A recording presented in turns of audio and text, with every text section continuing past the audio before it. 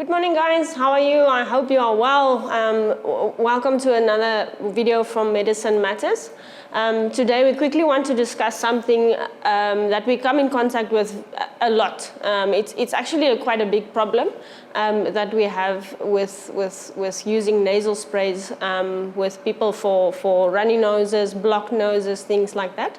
And we're just going to discuss kind of using corticosteroids versus using the normal anti-inflammatory, the normal decongestant sprays. So when we look at the problem that we have with your nose, when your nose gets blocked, it's literally swelling inside your nose that causes you to struggle to breathe. And that is when we start to use these types of things to unblock the nose, to remove the swelling. So yeah, this is something that we come across every day. And the use of the products is also very important. There's a correct way to use it. There's a correct amount of days to use it. Otherwise, you get something like what we call kind of a nasal addiction, but that we will get into a little bit later. So let's just quickly start with the normal decongestants. So the normal decongestants is products like these ones. You get different ones as well, but these are the ones that we normally use on our shelves. And this kind of just quickly removes inflammation from your nose. It's not a permanent solution. It's not something that you should use longer for 5 days on end, but it's something that quickly relieves the symptom. But the problem is, Anna-Marie, that it does relieve the symptoms, but it does not treat the original problem. So we have this relief, but we still have the original problem that's still lingering there. And for that, we would use the other products. Yeah, Yolandi, what you're saying is exactly correct. When you look at these decongestants, the pharmacological way that they work, there's in your nasal cavity, the air pockets in your sinuses have a certain space. And when you get flu or allergies, things like that, there's a swelling, like she said, and that causes the blockage. And what these guys do is they just come and cause vasoconstriction. That's when the arteries are kind of pulled together, and this pulling around those cavities causes the cavity to open up. And the problem with it works like a bomb. So when it's indicated, definitely use it. But like she says, there's a correct way to use it. And if you don't do it like that, if you use it longer than 5 days or so for symptoms that are like allergy related, so allergy can be treated in other ways. So when you treat the allergy, you address the cause rather than the symptom. Where in this case, we're just addressing the symptom, and that can cause problems in the future. So the first group, she explained a little bit. We're going to get to the rest now. The second group is our corticosteroids, and they are definitely our safest way to treat anything related to the sinuses where there is swelling or inflammation, because the corticosteroid itself decreases the inflammation. So the moment you get that reaction, if you've listened to our previous videos, you'll know that inflammation causes the swelling, and inflammation causes redness and sensitivity. While if we use this corticosteroid, then we're getting all of those things a lot less in this nasal cavity. Our swelling is down, our mucus production is down, so the nose overall and the sinuses are more open, less responsive to external factors like dust or wind or grass or whatever is causing your allergy. So the most important thing for me about the corticosteroids is to say that it's not a quick-acting thing. You have to use it every day. If you want it to work, you have to use it every day. And I get many patients, especially if they have kids, that say, I don't want to give my child medicine every day. But that is so important. This is a thing that has to kind of build up and reduce this inflammatory process. Where the other one is a quick acting, it solves the problem now, but it doesn't solve it because it doesn't address the problem. Yeah, it's definitely more prevention than cure.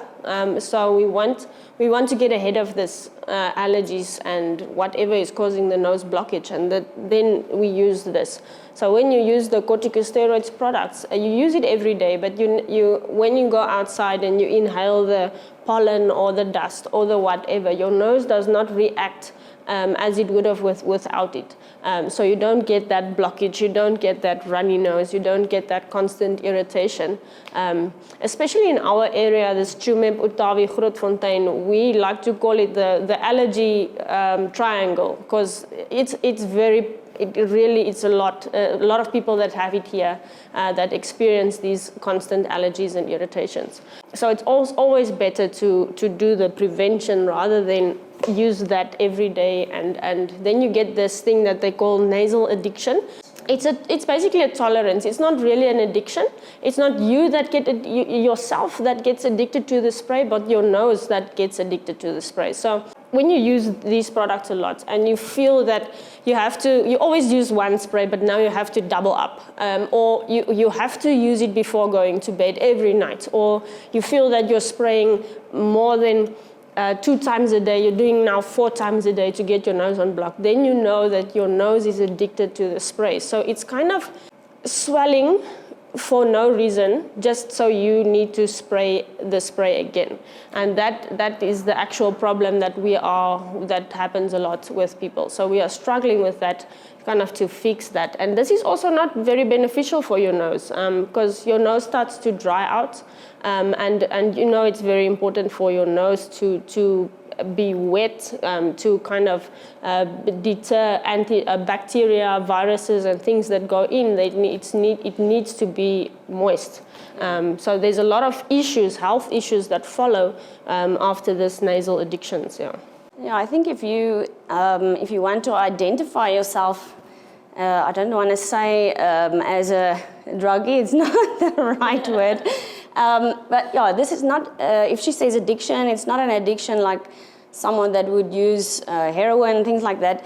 It's really that tolerance build-up. So the pharmacological thing that happens in the nose is your arteries get less sensitive for the medicine. So that's why she says you have from once a day, now you have to use it 4 times a day, because your arteries only react for a small amount of time now, where it did react for a longer amount of time. So the more you use it, the less effective it becomes. The more you have to use it, the more you get all the side effects that come with it. I think the most common thing of when the people start to realize they're using too much or too long is when their nose starts to bleed.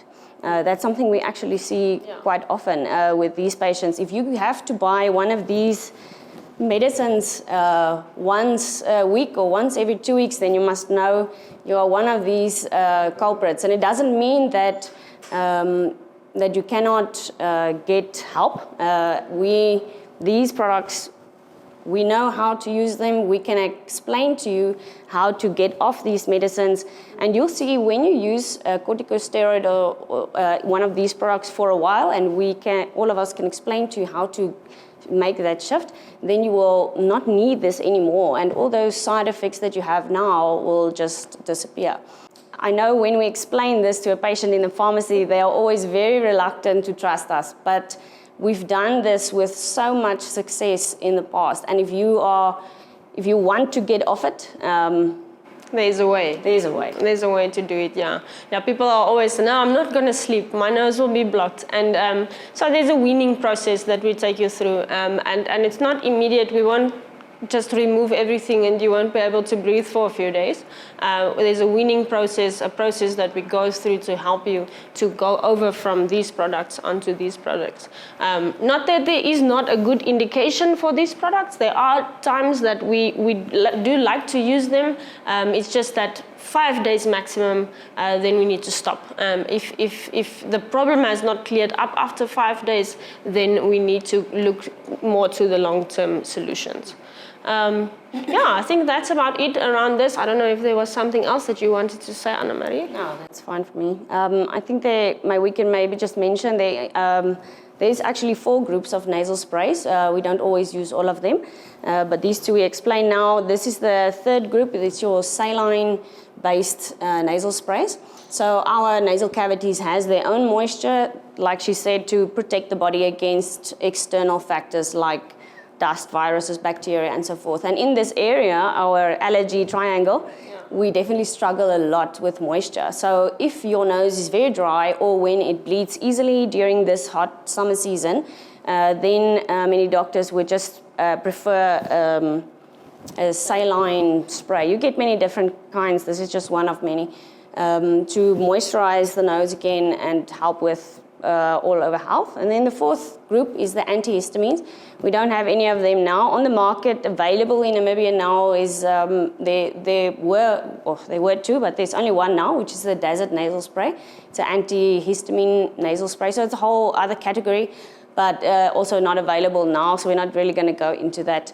We have a lot of success with this, and there's enough options for us to treat almost anything related to sinal cavities. Yeah. Oh, okay, guys, thank you for watching. I hope you have a lovely week.